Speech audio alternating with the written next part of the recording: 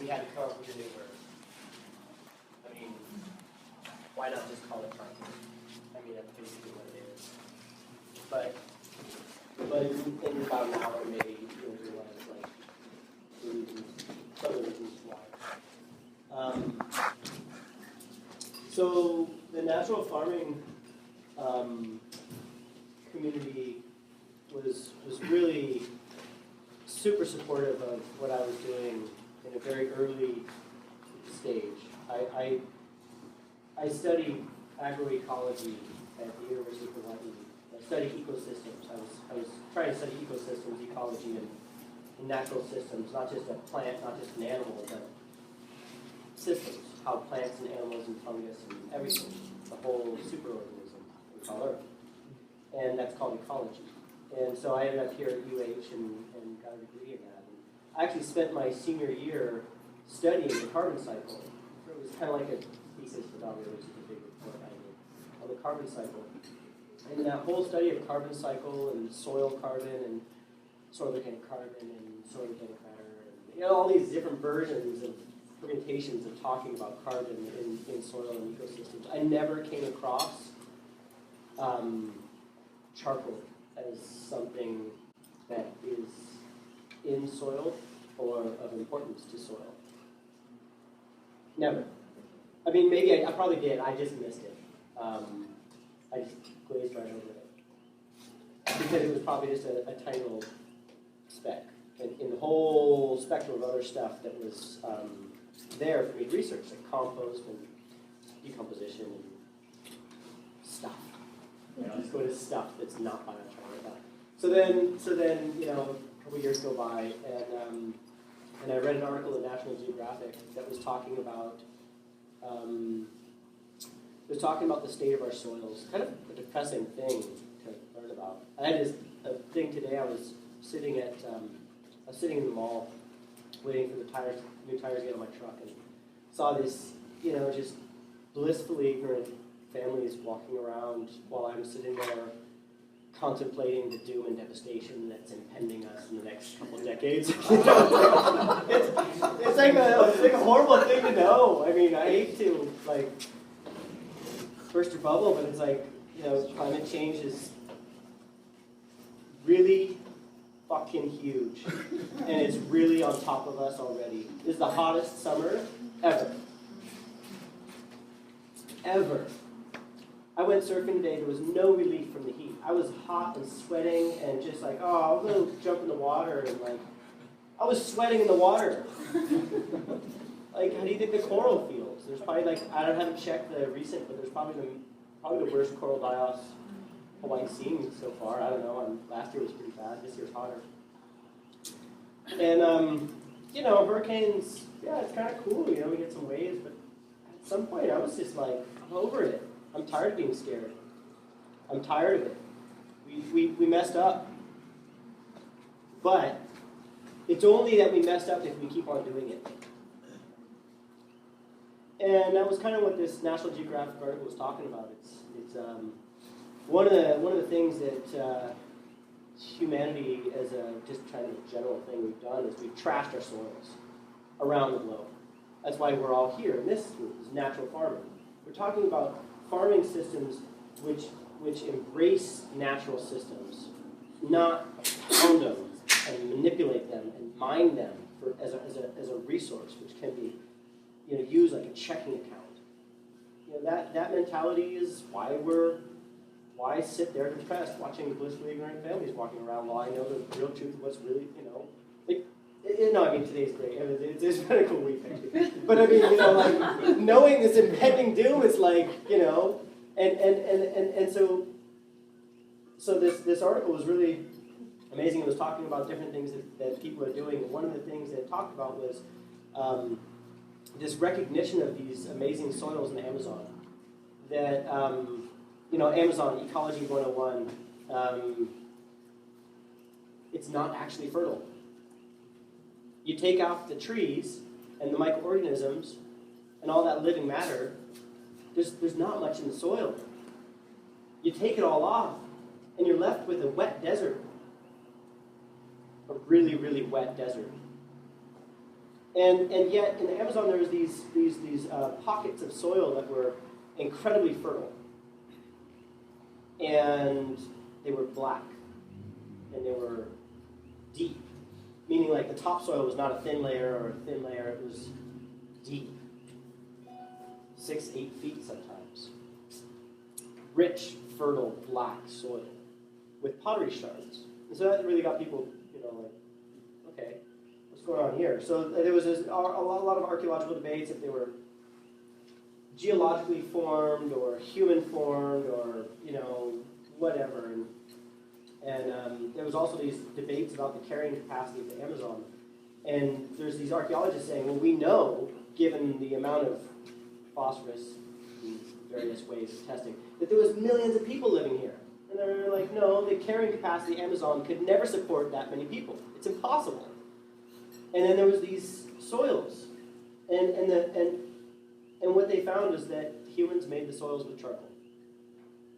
That all the fertility you can add to the poor soils of the Amazon will just wash away under 200 inches of rain a year. But where humans had done this thing to the soil was fertile, incredibly fertile. And even though the humans had died 500 years ago because of disease and other things, the soils which had been abandoned for 500 years were still fertile. And so this was really important. They're trying to unlock the mystery of how did they remain so fertile, and the only thing they come down to was that charcoal held on to the fertility that normally would have washed away. And we live in a world now where we have piles of biomass so large, we call it waste. And we're constantly burning dead dinosaurs to make heat and energy. So we can take that waste and partially burn it to create heat and energy and have a residue of charcoal, which can be used in the soils to create 500 years fertility. And all while doing so, we do this really interesting thing to the carbon cycle. Normally, I'll just use a corn cob. Okay, you eat the corn, toss the corn cob. In 2 years, that thing's toast. 99.9% of the carbon in that corn cob has re-entered the atmosphere as carbon dioxide, methane, and other forms of carbon. All right. If you take that corn cob and partially burn it in the form of charcoal, it resists decay for hundreds to thousands of years. And if you take that charcoal corn cob and put it in soil, the soil is better. So it becomes energy positive, agriculturally positive carbon sequestration. A nice way to kind of help get us out of this mess. Like re-improving our soil so that we have food security and starting to pull some of the carbon out of the atmosphere and put it in the soils where it belongs, where it's a benefit. So this idea was so profound to me, I was like, oh my God, that's it. So as of about 2008, in September, and it's September now, so this will be 7 years exactly, my life changed. And ever since then, I have been a BioChar evangelist. Or whatever, that's about right, huh? That's all I do, I got it underneath my fingernails right now, that's it. And what I found is that it's only us Westerners that forgot. Most of the rest of the world never stopped using charcoal. So we're finding lots of great stuff out of Japan and other countries in Korea. So Korean natural farming, they use charcoal. They never bothered calling it biochar because their continuation of understanding what charcoal is in soil never stopped. It was never disrupted. So we in Western side, in the Western world had agreed to a whole new word to capture this big picture that I just explained a little bit of. But a lot of other cultures they never forgot. But here even in Western, did I not move fast enough? Okay. In Western science, we kind of forgot. So we're playing a little bit of catch up now. So that's why we had to come up with the word biochar. That's what it is. It's, another way to say it is pyrogenic, derived from fire, pyrogenic derived from. So pyrogenic organic carbon. Yeah. it's closer to a diamond than it is to a wood chip. If you look at it at on a molecular level, because diamonds are carbon, right? So the form of biochar is more similar to a diamond than it is to a wood chip. So it's organic, but it's not like, anyway, so I'll talk about a whole bunch of other stuff, but this slide, I could probably just show you this and walk away. So I'm good with it. all right, so I like it. So those soils in the Amazon, they call them Terra preta, right? Dark earth. So this is the Terra preta, and this is adjacent soil. Adjacent meaning the soil that's surrounding this pocket of incredibly fertile Terra preta soil. And what you're looking at here is you're looking at a phylogenetic tree of the microorganisms that were found in that soil versus the microorganisms found in the soil next to it. These are all of the microorganisms that they found in the Terra preta soil. And these, are all that they found in the soil next to it. This is not after somebody went and sprayed some IMO on there. This is just natural state. And so what you see is there's great diversity. There's if you could see further, there's entire trees, there's entire genus that aren't even represented on the adjacent soil. That's why. And so here's kind of one of the classic pictures. This is what those soils look like. So here's kind of adjacent. This is your typical Amazonian soil, and here's one of the human-made Terra preta soils. And then so basically they clear the forest and like so here's right here, and then this is like 500 feet that way. They're small plots. Most of them are about 10 acres, 20 acres. They're village like gardens. Plots there. So that's it. They mow it down, they plant some corn, and that's what it looks like, and that's what it looks like. We've done some of that around here. One of the first things I did testing biochar, I was really curious to see, like, all right, this seems really cool, National Geographic and all, but like, let me try it out. So I figured out how to make biochar, and then I made a whole bunch, and I was testing it in my yard, got some good results. And then I gave I was working with Drake's dad, Eric also, and on a different project, and so I gave him a truckload to try out. So here is corn, 3 weeks with 0 amendments. That's with Korean Natural Farming IMO4 only, and I think used a little bit of other stuff later, but everything was the same. So here's a little bit of Korean Natural Farming, the IMO4. And here's the IMO4 plus biochar. Wow. Let me do that again. Right? That's what I was like, wow, dude, this is cool. And then here's 6 weeks. So that's nothing. That's IMO4. He's got the same hat, yeah? Yes.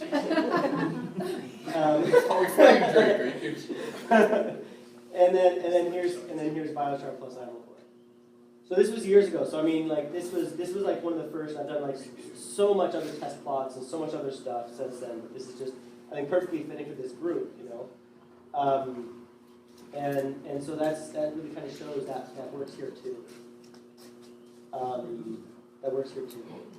And we, there's all kinds of cool stuff. So let me just give you some visuals on this is biochar. This is the stuff I have right now locally, and this is biochar made from bamboo, and we're scanning electron micrograph. So this is really close up, incredibly close up. And you know what? I've got a better one for this. I stole that off here. This is where the original study was. It's a little too big.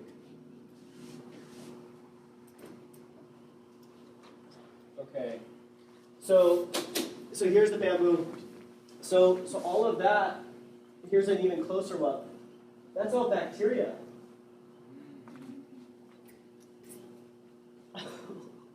So this was a study that was done in Japan where they used, basically they're making IMO for, I'll show you the recipe. They're using rice bran and some microorganism spray that they inject it with. They're basically making like an IMO for it. And they're checking, well, why don't I just show you? Okay, so composting from a mixture of charcoal and biomass waste. So the biomass waste is, well, I'll just explain to you quicker. This is it right here. This is the one you really want to see. So it says the proliferation of microorganisms depends on the amount of charcoal. So ATP is the concentration of ATP. That's a measure of like energy expenditure. Like the microorganisms, when they're doing a whole bunch, it involves ATP. So they're able to measure their activity with that. And so here it is, 3 different rates of charcoal, and you can just look at, so here we are down here at 1 gram, and then at 5.9 grams, and then at 15 grams. And you can see the energy, that it allowed them to just explode. And partly because, there's other reasons, but just because they give them a nice home. You know, and it just kind of fits what they're looking for. And the surface is really important because it gives them a surface to function on. And the surface is a very interesting material. It's a form of carbon that has a lot of graphite in it. Again, like I said, it's kind of closer to a diamond than a wood chip. So it's actually electrically conductive. And when microbes are changing the form of nutrients from one type to another, they are actually shifting electron charges in order to do so. So they're like little master chemists. They're like, you know, they're able to do things with chemistry. It's amazing. So anyways, the fact that the surface, they can stick to it, it's absorptive, but it's also electrically conductive. It's just, they do really well with that. And then to give another frame reference of size, this is, again, some bamboo. This is from Japan. And Japan, again, they're way ahead of us. And bamboo makes great charcoal. And so, and it's really photogenic, too. And so this is a vascular or muscular mycorrhizal spore. This is a mycorrhizal spore. And these are the hyphae. That's the feathery stuff you see. So here's the hyphae of the mycorrhizal spore plugging into the biochar. Just to kind of give size reference, yeah? So the fungi are much bigger than bacteria. And then here's a step pulled back. And again, this is the biochar that you saw earlier in the spoon. So all the biochar I sell, I sell raw stuff, but most everything I sell a cultured biochar. I process it. So it's kind of, like when it's raw, it's like the surface of the moon. It's just naked and just like incredibly blank. And I feel like that's it's not nearly as effective as after it's been through a process. So I send it through a process, and it's kind of like an IMO type process.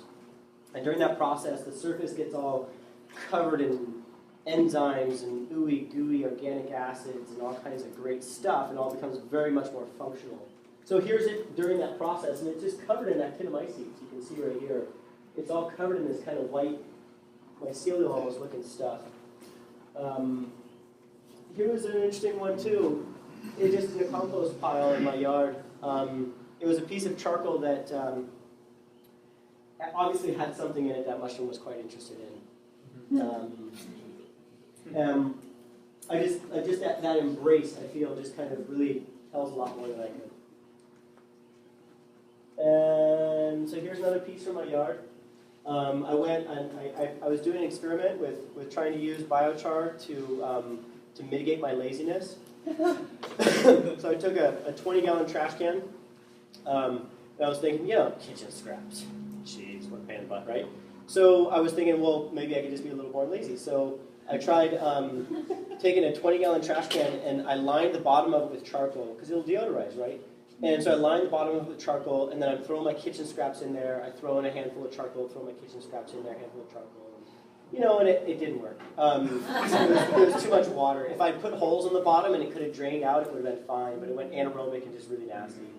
And so it was really just gross. And so I dumped it out underneath the long nut tree, And then I came back a couple of years later, and those pieces of biochar had been completely soaked with nutrients. The nutrients were all the way through the pores. This was a piece of wood, right? Pieces of wood have vascular tissue throughout their entire body. They carry food and water up and down the tree and sideways. So there's vascular tissue all through this thing. So the charcoal is in this nutrient solution, and it's absorbed all this stuff. I throw it along down the tree. I go back a couple years later, and I pull it out of the ground because it was stuck there by roots. And you can see it's just covered. Hold on, I'll go a little closer on that.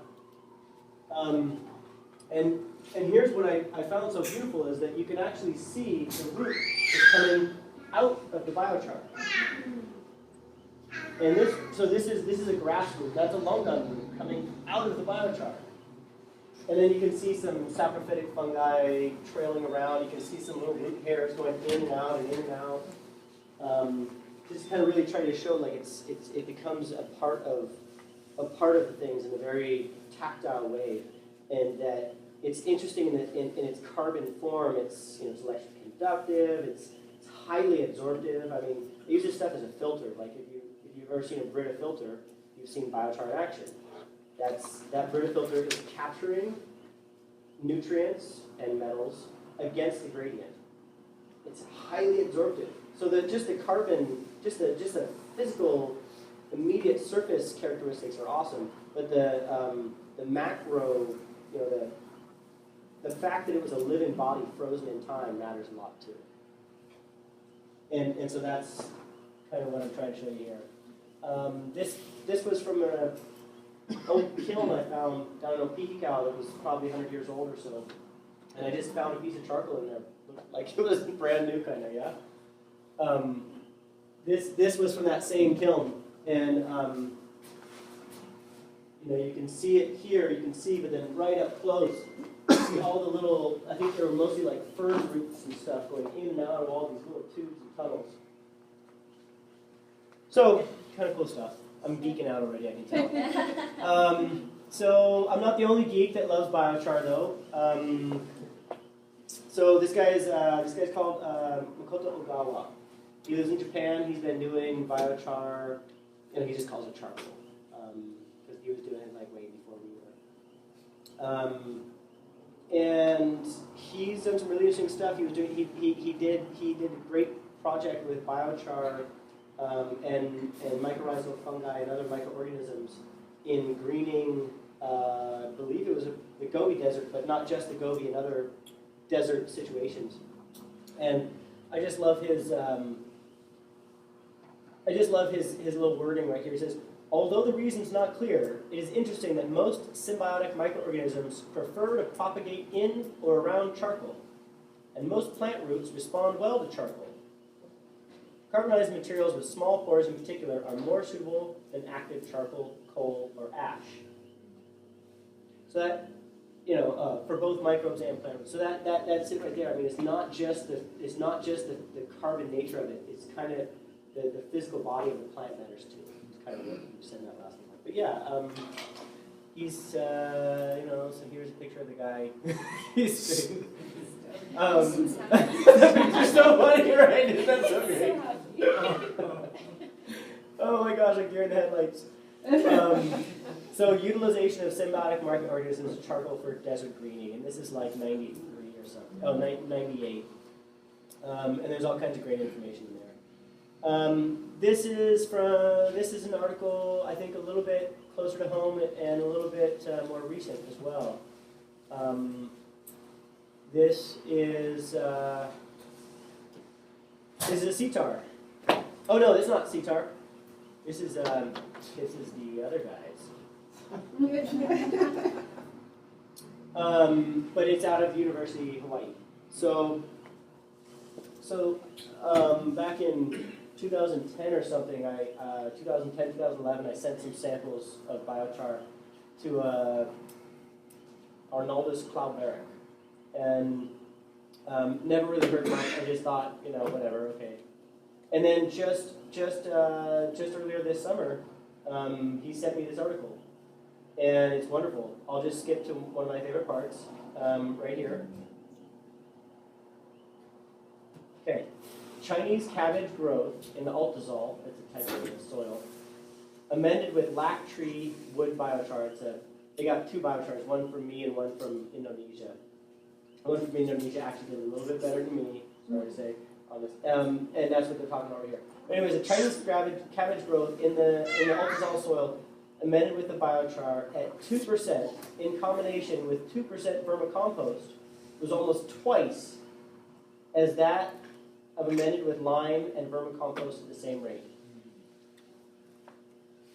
So the biochar can sometimes have a liming effect. So they were testing like, okay, if we added lime and we added vermicompost, and then we did biochar to the same liming effect and vermicompost, maybe that'll help us show that it's the biochar. Because we've shown the other, we amended the soil nutrients, we amended the soil pH, and so the only thing difference there would be the biochar, and they showed that there was a doubling of growth with Chinese cabbage. And so I like this article. I happen to like this article. And it's kind of cool because it supports a lot of what I've been seeing. What I've been seeing and what a lot of other people have been seeing is that it really works amazingly. So another group of photographs which are really relevant is these photographs, which were taken right in the garden back here. After the first little experiment I did with at the Weiners, do you go by Eric or Drake if you're around here? I gotta keep on wanting to call you Eric. Yeah, most people call me Drake, I think. Okay, so Drake. So at Drake and Eric's house. So at Drake and Eric's house, we did this experiment. We had great success, and then I submitted proposals for a couple grants, and I was awarded one, and that was great because it let me do some work locally, and I used all the money to create a whole bunch of biochar, and then instead of doing the research myself, I gave it all away in exchange for data. And the best group I worked with was the Master Gardeners, the Hilo Master Gardeners, and they did a project at the Komohana Garden right there, right on this property. And so we did biochar, and we did 3 different application rates. This is at a ½ inch, which is basically about 5% by volume. That other one, even though it said 2%, that was 2% by weight, which is actually about 5 to 7%. It's probably more about like 7 or 8% by volume. But typically I go to 5 to 10% by volume is key. That's it. You never really need to bother too much outside of that for initial applications. You can go back later, but 5 to 10% is solid. So anyways, this was 5%, and I was really glad that I was smart enough to this day to think ahead. So I brought a slipper that was a size 2 and a slipper that was a size 15. They looked great.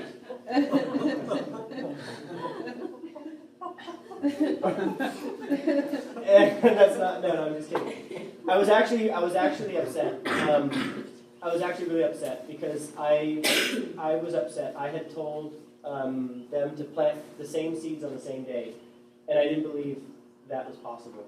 And she like, yeah, no, we did. Planted the same seeds on the same day. So that's pretty cool, I thought. 2 weeks out, it's just like Jack and the Giant Beanstalk. 3 weeks out, 5 weeks out, and you can see here there's a lot more flowering. We had a much greater yield on that. And so then here's bok choy, 2 weeks out, 3 weeks out. And I don't have the harvest on this slide deck for some reason, but when you flip it on its side, the leaf length was just incredibly larger. So again, this is the same stuff I've been seeing. This is what we've been seeing time and again. We see incredible response, and so that's why I like that real recent research article. I think kind of showed that. But I think it's also important to notice that that's not always the case. So here's 5%, here's 0%, 5%, and 10%. Here, 0, 5, and 10. But this is with top shelf potting soil. So I took ocean forest the Fox Farms, it's like the primo choice stuff. And I did 5% biochar. And what's kind of cool is it's not like, whoa, it's like 5 times bigger, but we still got positive response. We got 24% increase in the fresh weight of the above ground biomass.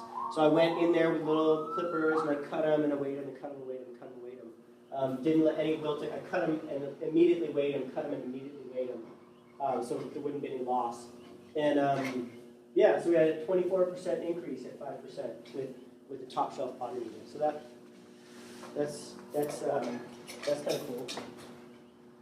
I'm starting to just kind of go into autopilot again. I was kind of imagining actually just having more little Q&A, and I wasn't following my own advice there. Okay.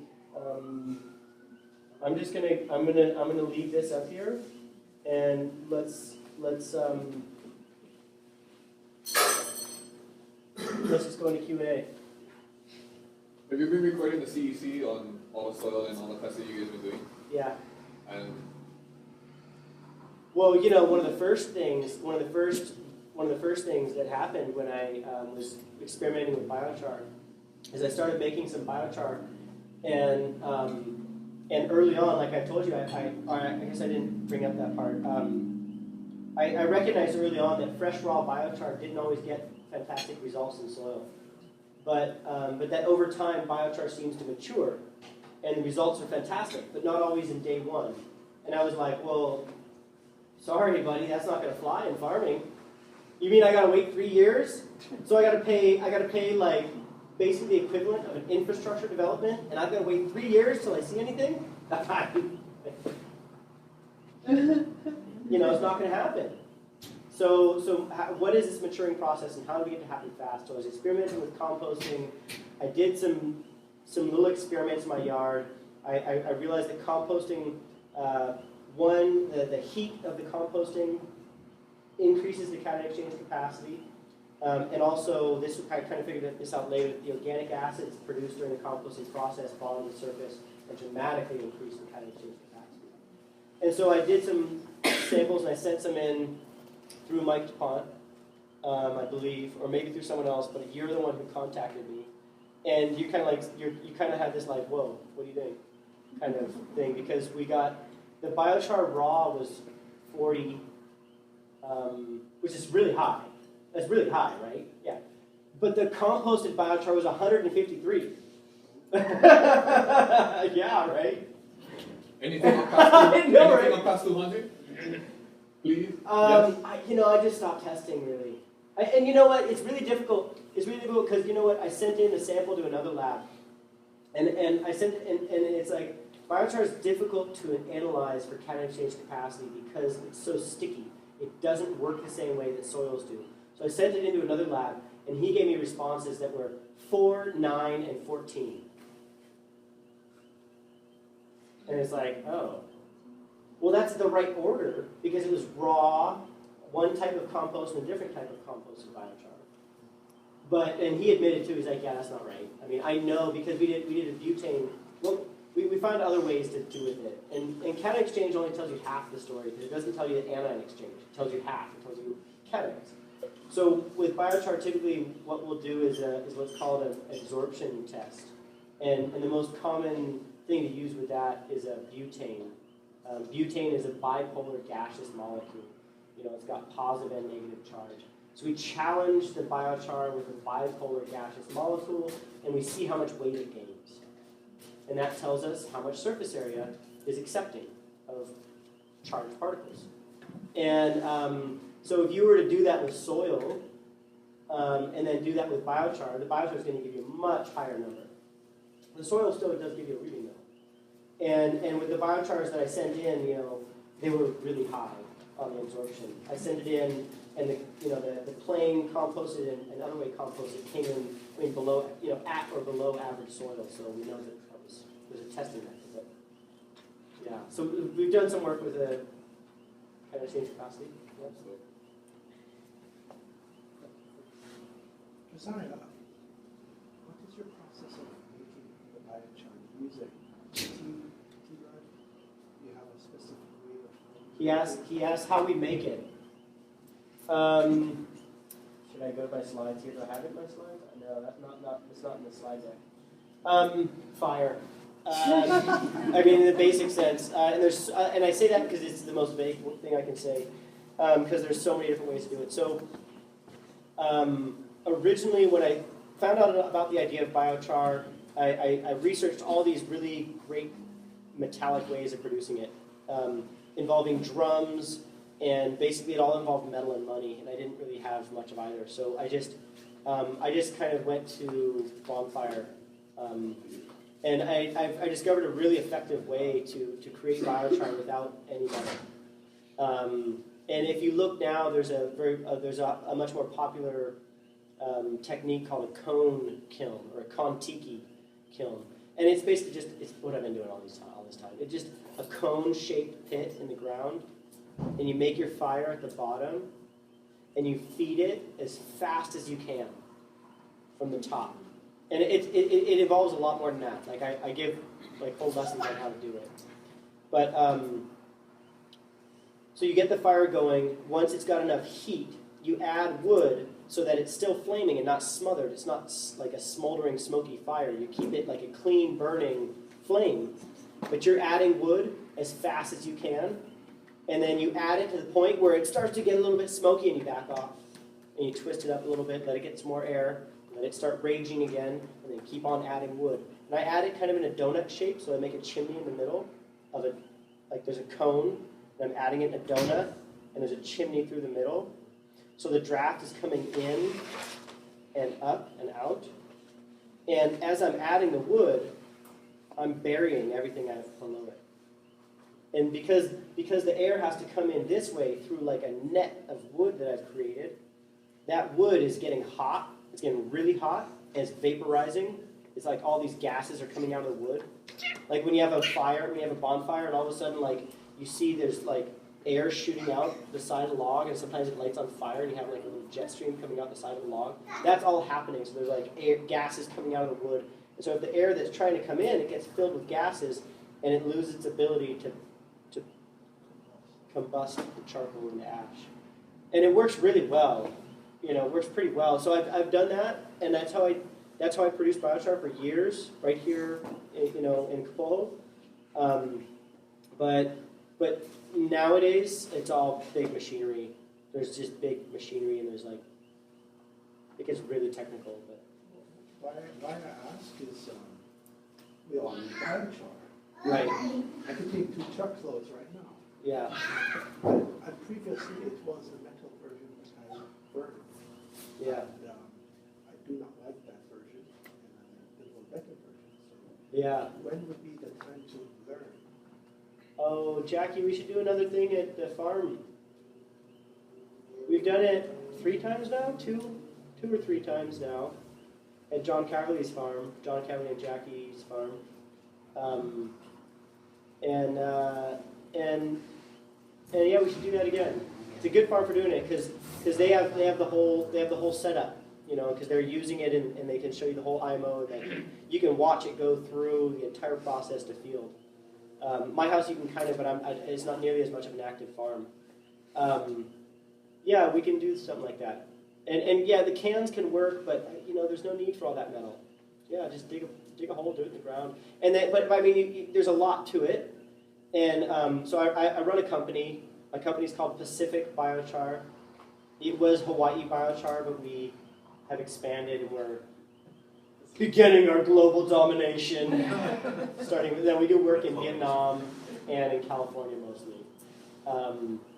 And just so Pacific BioChar, and in the blog section of Pacific BioChar, I just call it the blog because that's what SEO likes to see.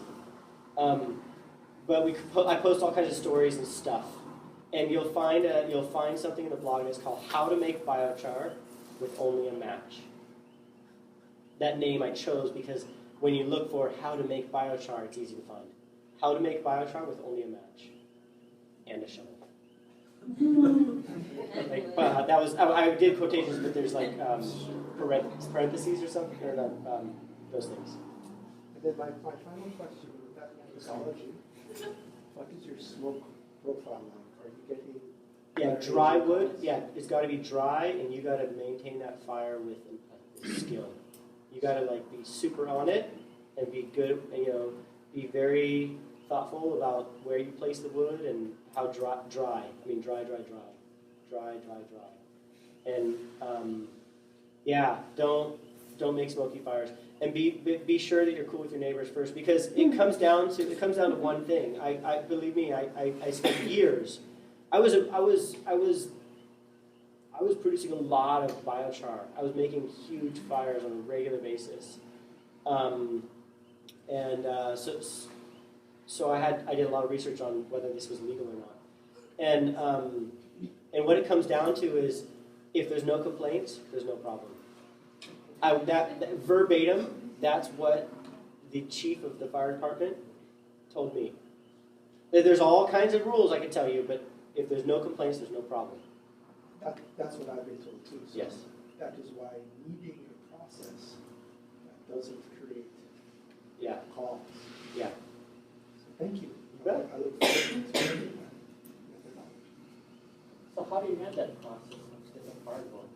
You just let it burn itself out? Yeah, so I always stack my wood into sizes. So I start with the kindling to get it going, and as soon as it gets hot, I start adding my big logs, or my bigger stuff, because I want it to burn. Because it's going to be several hours before I'm done. And then in the last hour, I want to be adding I want to be working like, I start with the smallest, then I go to the big, and then as soon as I go big, and then I'm slowly transitioning to smaller and smaller and smaller pieces. I want the last hour especially is spent transitioning from smaller and smaller pieces. And you want, basically, in your last hour, if you add any log that's going to take more than an hour, well, you just devoted yourself. Basically, if you look at a log, you're like, is this going to burn in an hour? If you throw that log on, you're going to be there for another hour.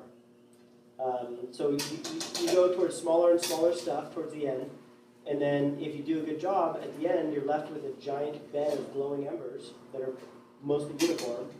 The whole thing's cooked all the way through the middle. And if there's still a lot of gases coming out of it, which is basically smoke, you'll see big flames up in the air. But there should be only small, kind of more blue and kind of colorful flames just right off the surface, and that's when you know you're done. And then I add a little bit of water just so I can get close to it because it's really, really hot. And then I'll put like 4 or 6 inches of dirt over the top of it. And that'll basically kill it. It's done. I could hose it out with water, but it'd take a lot of water. And I like to let it cool slowly so it doesn't fracture the vascular tissue of the wood too quick. So then I cover it with 4 to 6 inches of dirt, and I just let it dies. And then you peel that dirt off, and then you hose it down, and then you mix it up, and then you harvest, and then hose and mix and harvest and hose and mix and harvest and hose and mix and harvest, and don't let it just keep it all wet. And I let it like burn. I let it cool for a few days. That works for me. So I make emu all the time. Yeah. The way that I was taught to make emu is the exact thing you're talking about. There's a pit in the ground, you make a hole in the middle, which is called a waha. And you light it through the waha, lights the fire, and you let the fire. And I've been using charcoal, I don't know, however long I've been making emu. So You've been using it in the garden? maybe almost 10 years. Yeah. But, because I don't know, somehow knew it was good. My kupuna spoke to me and told me that this, Yeah. I should go put it on this and that. But, so, what happened? Are you familiar with emu? Yeah. So, what I've been, is the biochar from the emu just as good as the biochar that you're making that cools down in that certain way? Because, we snuff out all the oxygen. Yeah. And then it gets all the nutrients from all this plant matter and stuff coming down. Oh, on it's that probably so biochar good. Oh, yeah. For like 8 hours. Yeah, oh, you're making, yeah, that sounds good. For like 8 hours. mean, I've been experimenting with putting different kind of plants in it, on it, whatever, so that it just seeps into that biochar for like hours upon hours upon hours. And then you open it, you get food. Yeah, And then, you know, underneath is all the biochar. yeah. And you had all these different kinds of food and plant matter with all of its juices all over the biochar. And I've been using that for you know, as long as I've been making emus. But when I tried to look up, you know, how to make biochar or whatever, it was so confusing and seemed so complex. I was like, well, I'm just going to keep doing what I'm doing. That's a good idea. So, I mean, what do you think about that? Sounds great. Yeah. Yeah, it sounds great.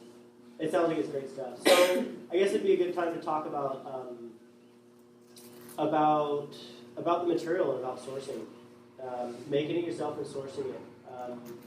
So you can't always make it yourself, and even if you are making it yourself, you need to be able to discern qualities about it. So typically we just call it biochar, but when we say biochar, we're usually thinking about the carbon part of it. But every time you make biochar, there's some ash as well. It just comes with the process. And the amount of ash is an extremely important characteristic. It's not a good or bad characteristic. It's just a characteristic that you need to pay attention to. And so when you're making your own biochar, that's probably the single most important thing to pay attention to, is how much ash is there. Because ash has liming. Ash is very liming, very alkaline. If your soil's balanced, that's kind of not always great. If your soil's low pH, like most of us around here, that's great. One thing about ash to be considerate about too, so it's really limey, which is in most cases around here, which is very welcome. But another thing about ash is that it's really powerful. It's like in fertilizer terms, it's hot. You know what I mean? It's got a high. It'll work against the osmotic gradient. If you put that in your soil, it's like salty, not like sodium chloride, like table salt salty, but like potassium and calcium and magnesium and a lot of these incredible plant nutrients. But they're in such an available form that it can actually, you know, if you put on too much, it'll burn your plants. Not like hot burn, but not like hot, like fire hot, you know what I mean? So that's something I think with the emu charcoal, you're probably going to have highly variable amounts of ash. In some parts of the emu, there's not going to be any. In some parts, there's going to be a lot.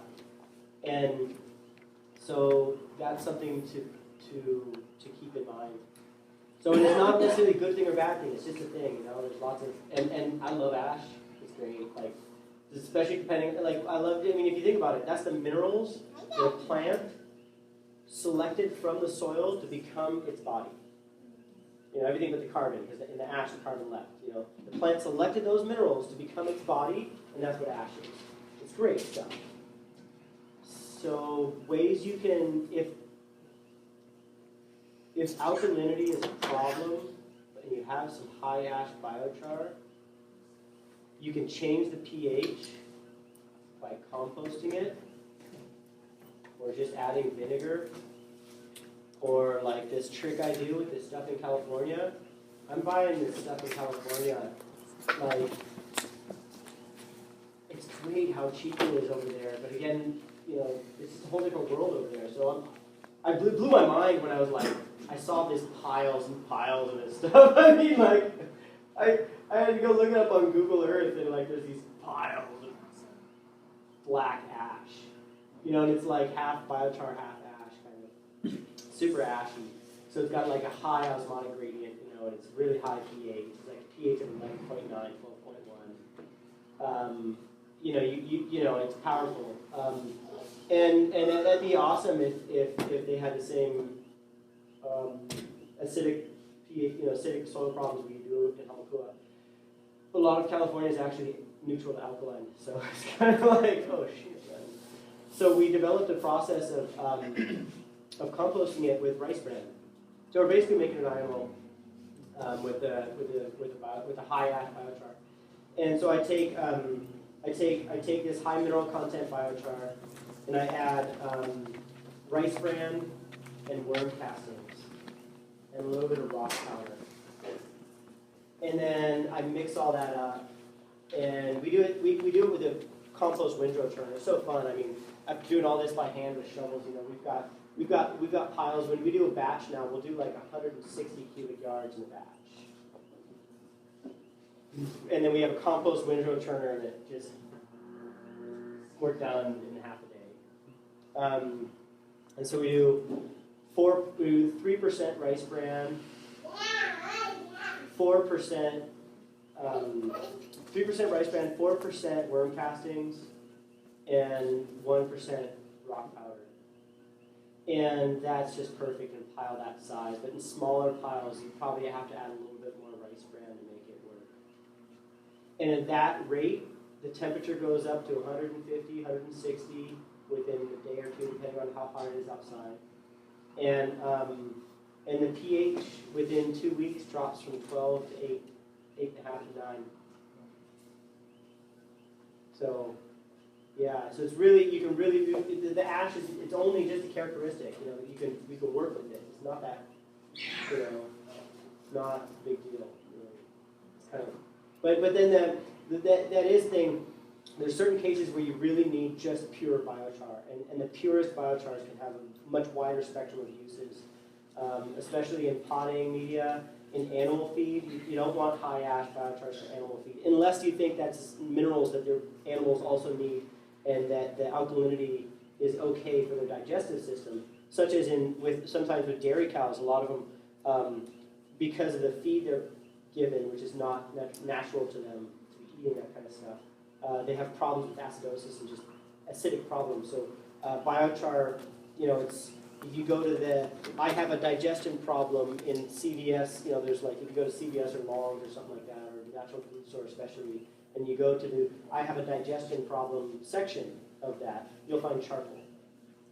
And so it works for cows too, especially because they have 4 ruminants, and the microbes are doing so much of their work for them. The biochar, like we saw earlier, helps in the proliferation and activity of the microbes. The biochar really helps in the cow's gut. And with some of the cows that are fed corn and stuff they shouldn't be eating anyways, they have problems with acids, the alkaline stuff is going to be bad. But in most cases, if you're going to be feeding biochar to your animals, you want it really, really pure. If you're using it in potting medias, it's often good to have it really pure. There's certain cases where you want it really pure. But ash, it's one of those, I know I've spent a long time on it, but that's a big deal in the world of figuring out what is this pile of black stuff and how am I going to use it to succeed in my garden. So I've got some cool news. I was producing biochar in a cone-shaped pit for years in my backyard. And then we built a big machine over on Kauai. I was really excited, and it was a lemon. And we had to like rebuild it, and we got it totally rebuilt. And then I was finally excited again. And then we were part of this integrated system where we were going to provide the heat for these guys that were doing grass cubes. And you've never heard about it because it never happened. They never got the grass cubes. They never got the grass cuber finished yet. So they had no desire for the heat that we were going to give them. And so the whole thing fell apart because they were going to give us wood chips in exchange for heat. And then the biochar was just kind of, it was gravy, yeah. And that never happened. So back to the drawing board. So for the past 2 years, I've been shipping biochar in from the mainland. I can get biochar on the mainland for prices that I'm like, it's great, but by the time we ship it all the way over here, we're back to square one. It's the same. I have to sell it at the same price as I was making it in my backyard for, and we got to ship it across the ocean in a container. I'd rather be shipping biochar here than shipping lettuce here, but still, it's like, well, that's. And what are we gonna do with all those Albizia? Yeah. Or yeah, right? So I can't give out like exact pricing in too much exact details, but we've got production here locally again. And I thought by tonight I was going to be able to share exact details on pricing and product details, but we're waiting on, we've done our own basic analysis on the material, and I love it. But we're waiting on the final chemical analysis from the big fancy labs to get the final stamp of approval, and we're still working on a few things. So basically, we have production again locally, and production on the scale is about 5 cubic yards a day. So, yeah, excited on that one. Zach, my question is, Yeah. with the machine or with your? It's with machine, yeah. I can't tell too much No, yet. no, no. I can't tell too much yet. But it's with machine. Back to metal. Yeah. But it's part of an integrated process where the heat and energy are being used. So it's an integrated process. So biomass goes into heat, energy, and biochar. But you have extra energy. Yeah. Creating biochar releases energy. It doesn't consume energy. Yeah. Are you using that? What's that? Are you using that? All the energy. Yeah, all the energy is being used. Energy and heat. The energy capture is really inefficient actually, but it doesn't matter because they need so much. They like all the heat. There's use for all that heat. So it's mostly just a heat. But basically, we have production locally again, and right here on this side of the island, and right here on this side of the island, and pricing is going to be probably something like half of what it was. And I got to work out like the details of, because there's not just going to be one product. We're going to have to do some sifting and sorting, and grading and stuff. But and then I will offer it plain, and I'll also offer it inoculated. For all the stuff, like you can still go get a bag of biochar. We still have stuff at Garden Exchange. If you go down to Garden Exchange, you get a bag of biochar. Even though I took it off the label, everything I've been selling forever has always been this recipe. 1% fish meat and bone meal, 2% compost. All the stuff in the bags has always been that. It's been that way for 5 years solid. Probably 6 or 7. Like we figured that one out pretty quick. 1% fish meat and bone meal, 2% compost, the rest of course is biochar. That creates a microbial explosion. It's like a giant frat party. They leave all their organic acid waste residue all over the biochar, and they drop the pH. You don't like that? You don't like that one? I got some ugly looks. You don't like that one? but it's a microbial explosion, okay? And there's lots of mating on it.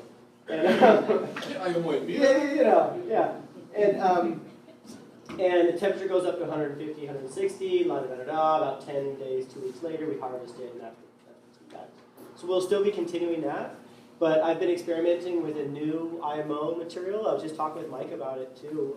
He's been liking it too, and I'll share this with you all. I know that like when Love's Bakery on Oahu, when they shut down the mill and all of a sudden there's no more wheat bran locally, it was kind of a bummer. Well, I'm pretty sure they weren't organic, so how much of a bummer was that really in the long run? And Pacific Biodiesel, amazing company. If you haven't seen their new facility in Shipman, you should go check it out. And right now, the only way to get it is by the ton, but they have what I believe is one of the best new IMO base materials that I've found, and that's what I'm using. I like it. That's to show you how much I love it. That's what I'm using as the IMO for my to stick with the same recipe, but just to even make it more local because the fish is local. It's from Oahu, so it's like within the state. But I like this material a lot better. So what it is when they harvest the macadamias, they crack the shell and get the macadamia nut out, and not every nut comes out perfectly. And not all of the nut comes out all the time. So there's all these unperfect nuts and shells with little bits of nut in them. And Pacific Biodiesel set up a press. They set up this press. It was a lot of money, and they did it to help. They're basically building it in the idea that they will come. They, meaning farmers, will bring them seed crops, and they will mill those seed crops and create oils, so that people can drive their cars with. Without burning dinosaurs. And so they have that whole mill, and they're crushing this macadamia residue, this waste product. They're crushing it, and they're getting oil out of it, and they're making this stuff that they call cow candy. They don't call it that. The cattle guys who are getting it from them call it cow candy because it's got high protein. It's just wonderful stuff. It smells really nice too at first, but if you let it get wet, it goes bad. Just like like the bran would. If you let the bran go wet without the right inoculation, it goes kind of funky. So that is a cool resource. And so while I use that I've been using that in the product development I'm doing for our new stuff. So I'll come out with that soon. I should be able to update that. I should be able to give you guys an update by this Natural Farming Symposium. And when I do come out, I'll try to shout out through Drake Weiner and the Natural Farming, internetosphere thingamajigger there, like the social media, mycelial web thing, and so I'll try to shout a blast out because I gotta be a salesman too. I gotta like sell some product. That's how I make it. That's how I've fed my family on nothing but BioChar for the past 7 years. It's not easy. And if I wasn't a farmer, if I didn't have 3 giant ulu trees, I'd probably be really skinny. But when it's ready, I'll blast that out with pricing and product descriptions and availability and all that kind of stuff. And we're gonna have a shop right here in town. We won't have open to the door, but we'll be. I got a spot that's it's kind of back at Dirt Road that we can't just have everyone coming down. But we'll be shipping it out, in small truckload sized quantities and much more pricing. Stoked. Jackie? So 5% application rate. What does that mean for like poundage per quarter acre? Volume? Yeah. So I've always gone by volume because bone dry biochar is a health hazard. Not to mention, just a real pain in the butt. So 5% of what? By volume. 5% 5% of soil of the soil profile that you're trying to work with. So if most of your rooting, if most of what you're working with is 5-6 inches deep, you're going to try to achieve 5% of 5 inches deep. like half inch. Yeah. So then I measure that vertically. So I just measure it vertically. So 5% of 5 inches is a half inch. So lay out a half inch of biochar. Oh wait, no, a quarter inch. Quarter inch. Yeah, quarter inch. On your bed. Lay out a quarter inch and cultivate it in. Done. So biochar is non-soluble. So when you apply fertilizer, you apply by the ton because water and mycelial webs and all kinds of things, it just instantly goes everywhere. Biochar doesn't. It's not the fuel; it's the vehicle. And so it's only really good when it's part of your soil rhizosphere. It's only going to do you good if it's part of your rhizosphere. If you're going to spread it on top of your soil, cover it with something else so your roots can come up into it. So I guess it's a really good point, application rates and application techniques.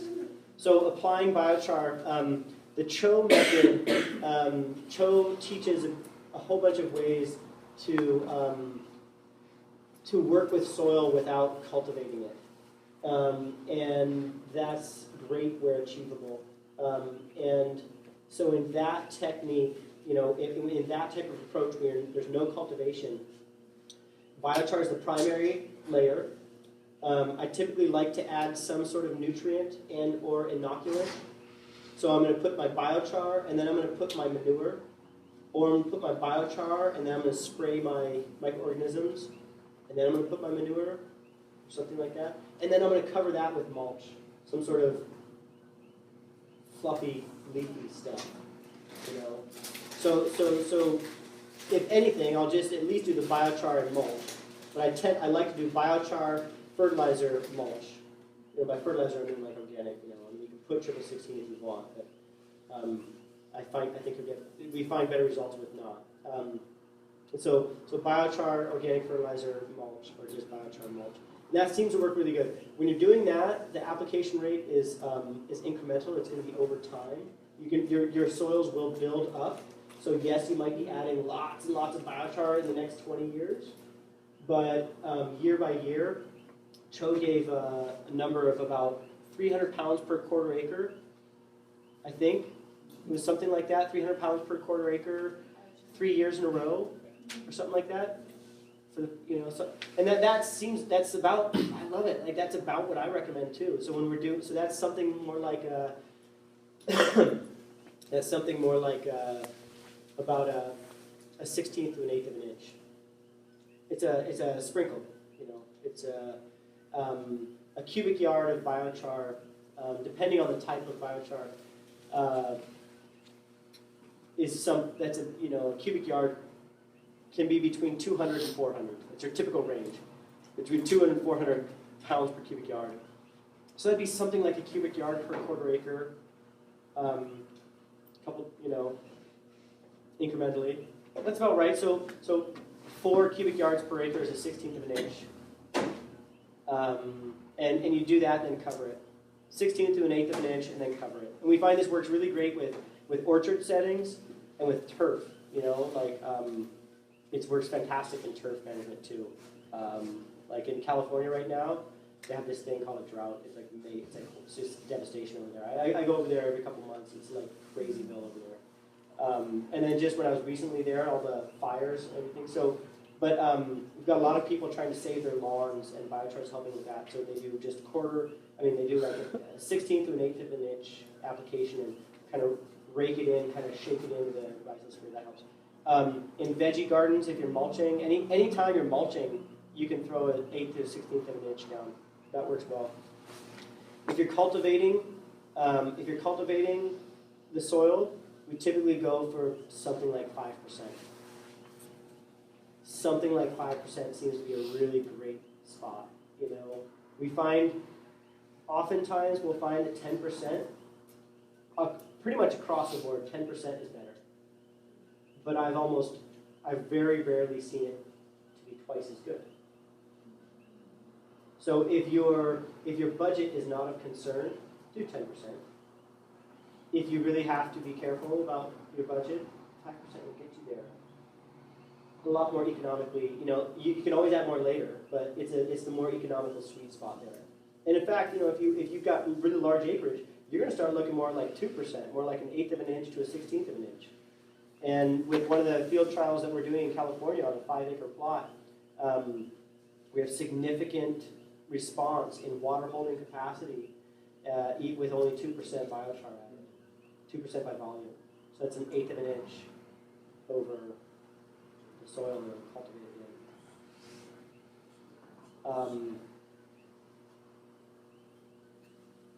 Did you say how much that ton of cow candy from BioChar? I didn't say how much it cost. I think it's $300. And it comes with its own container. You have to get your own container. And they'll put it in the back of your truck. They'll put the QV in the back truck? Yeah. $300 a ton. $300 a ton. They'll load you with one of those the woven fabric totes, the poly totes. They'll load you up. They'll fork it right up into the back of your truck, and $300 for a ton. It's pretty darn good. And if you like, if you like pigs, it works great for pig bait. If you don't like pigs digging up your garden, you might want to think twice. Because the stuff is pig bait. It's pig bait. It's pig bait. Like, I cannot say enough. Yeah, they love magnets. Have you experimented at all with the mulch from the county? The county mulch? Yeah, for biochar. Oh, turning that into biochar? Yeah. It's really wet. It's really wet. Yeah, really wet. No, I mean, if it was, there's nothing wrong with it. You can do that. It works. Yeah, county mulch can work. Pallet material is interesting. I don't know. I know you never know what was on that pallet. You never know what it was carrying. So that's one thing I worry about with pallets. They're usually not treated, but you never know what it was carrying. So I guess another thing to really go into with biochar in applications is that I never apply biochar. I don't really use biochar alone. I mean, my yard is covered in this stuff, but I don't really use it necessarily alone in the sense where I'm just going to take like raw biochar and just throw it out in the yard and we're done. It's always in combination. It's always in combination with something. So I do it like, oh, well, I did compost last year, but I think this year I'm going to try biochar now. If compost works well for you, do compost and biochar together. And if you do your own composting, instead of taking all that biochar and throwing it in the garden with your compost, use some of the biochar in your compost. Because like you saw in those slides, the biochar can help in the microbial proliferation. And in studies that we're doing and have done and are having great success with, the biochar is so absorbent, it's like a filter. It helps hold on to things like nitrogen so that nitrogen isn't lost. So we found that when biochar is used in compost management, we see significant reduction in the loss of nitrogen. In a study done with poultry litter, they showed 54% reduced loss of nitrogen. So 54% less nitrogen was lost when biochar was, it was a lot of biochar, it was, some bad chicken feed or something. It's a lot. So using the biochar with your compost is one of the greatest ways to go. And then using biochar, at time of fertilizing is great. Like I was kind of saying earlier, sprinkle a little bit of biochar and then cover it with fertilizer. Another way to do that is the blending of biochar with your fertilizer type materials before you spread them. So blending the biochar with your manures and stuff like that can be very, so kind of more of an integrated form of getting the biochar in your soil tends to be better across the board. Study, I did a quick research on water, drought, and biochar. Again, I've got a lot of activity in California, and there's a big drought over there. So biochar has been shown to be very effective, and I was trying to find all the latest research that explains how and why, and we came across this interesting article from Egypt where they did biochar alone, humic acid alone, mycorrhizal inoculation alone. The best results out of the entire field were, guess what? All three together. The best results in the entire field were all three together. And by a lot. And it really kind of showed, a kind of an integrated approach. And biochar, whenever you're applying it, remember, it's not the fuel, it's the vehicle. It's not the fertilizer. It'll help with the fertilizer, but it's just a substrate. And it's got to be in the soil sphere to really be active, and I'm running out of things to say. Don't forget to take some shallots home before you leave too. When those guys in the Terra Preta, how do you imagine they made their biochar when they had jungle and no metal? Well, they weren't slash and burn, that's for sure. Because there's barely any stones in the Amazon. Slash and burn was an invention that never happened until metal was brought. Machetes and axes allowed for slash and burn. And basically the destruction of entire, what appears to be is that there was long-standing communities.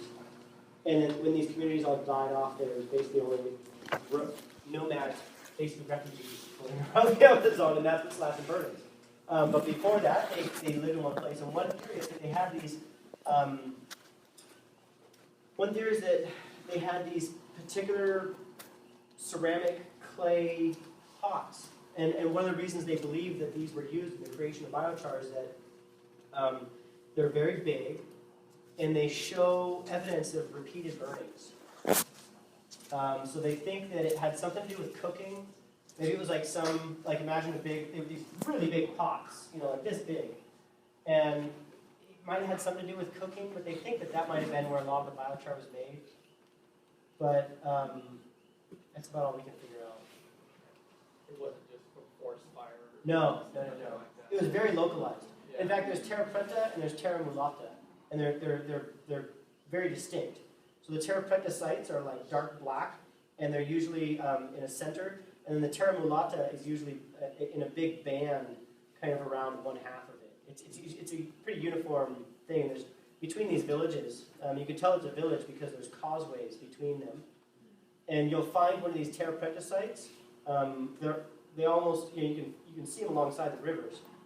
And in the Amazon, if you go from the river into the forest, you'll find one every 10 to 15 kilometers in a big network throughout most of the Amazon.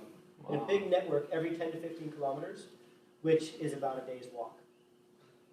So throughout the Amazon, and they're localized, they were not nomadic. Could that have been like their pottery kilns or something like that? I don't know. I'm more interested in what we can do with Hamakura. I just want to I want to fly over Hamakua and just see like big, incredibly lush patches.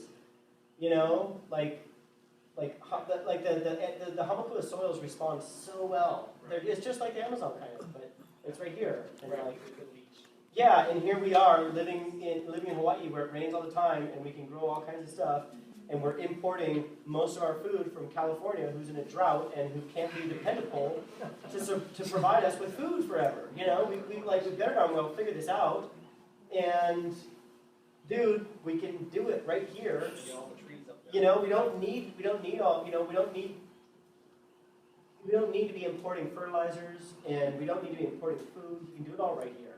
You know, using microorganisms, holding hands across big old biochar soil matrices. It's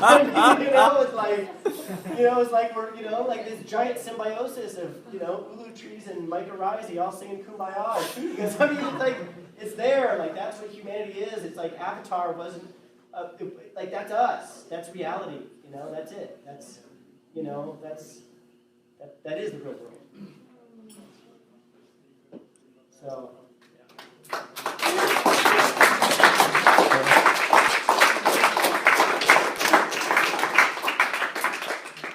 So about the last 10 minutes. They were investigating the pathways of biomass, and who's burning what, and where does all the rice hull go, and where's all the smoke coming from. Just looking for ideas. And what they discovered is that there's thousands and thousands of small brick kilns. And they're like a big room that they fill with bricks, and they fire it with rice hull. And they're almost all using the exact same technology, and it's basically like a Weber grill. It's like really, really horribly low tech. I mean, it gets the job done, but it's not very well. It's very smoky, and it's hard to keep the temperature consistent. And so James, was like, well, I could take the model, I could shrink it down and do this. This would be perfect, So they went back to the drawing board, designed, did proof of concept. They built a few in Australia, tested them out in Australia. They tested out fantastic. They just installed the first couple in Vietnam, and they're working great. And this is a big deal because they're going to be doing thousands of these little things, and it's simple enough that they can pop them out for. I mean, I don't know what the prices are going to be Vietnam style, but we can get them delivered and installed in America for $50,000. But I'm pretty sure it's going to be like a fraction of that for the installations going into Vietnam. And clean, no smoke. Clean emissions, no smoke. Super uniform heat. And rather than an inefficient mix of like half burnt rice hull and ash, they're getting pure, clean biochar coming out. And so these guys are super excited. Like all the kiln operators they're really excited because it's a safer work environment for them. Less feedstock, less maintenance. They don't have to sit there and like poke at it and shovel and all that stuff. It just kind of handles itself. Clean emissions and they get a better load out of the kiln because currently, if they get 2/3 of the kiln, they're happy. The other third of it is just they have to throw away all those bricks that they shaped and all that work. They have to throw it all away because bad heating. So they're really excited about this. And they're looking at doing 70 the next year, a couple thousand the year after. Yeah, they're going. So it's really exciting. And the spin-off of that is that these units, once they start mass producing them in Australia, they're going to just get better and better and cheaper and cheaper. So they'll be farm scale.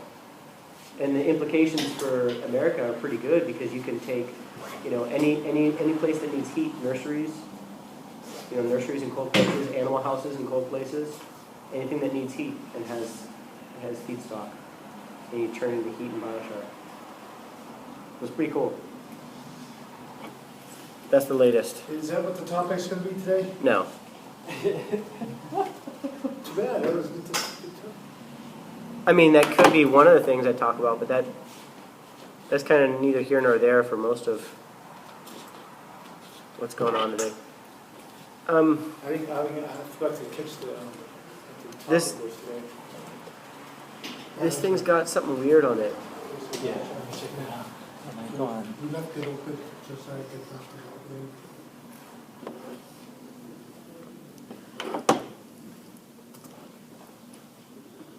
That has like an extra bolt that packed out with it.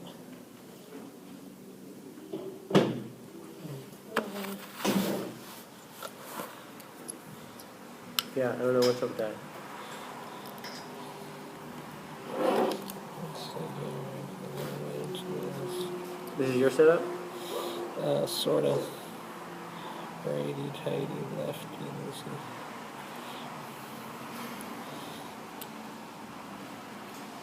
Is there Wi-Fi in here?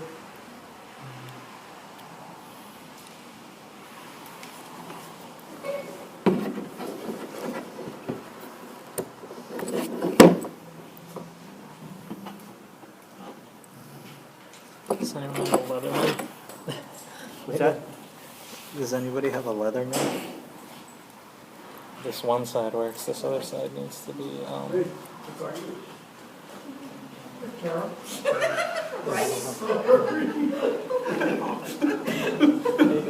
anyone happen to have like a Leatherman and like the pliers on? The other car, sorry. Pliers or something? Like, yeah.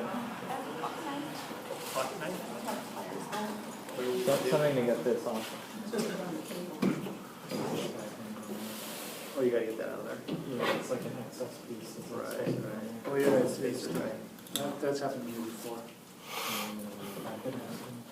You just gotta, like you say, get a pliers and you turn on the top like that. You gotta just take more, it's not enough. Yeah, the knife might do it. Get that weight straight.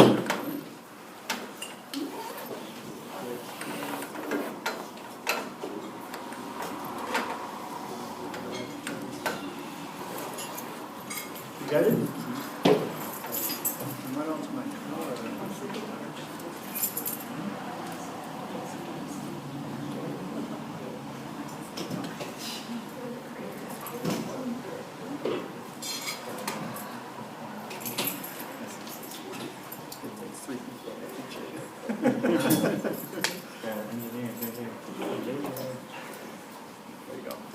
You got it?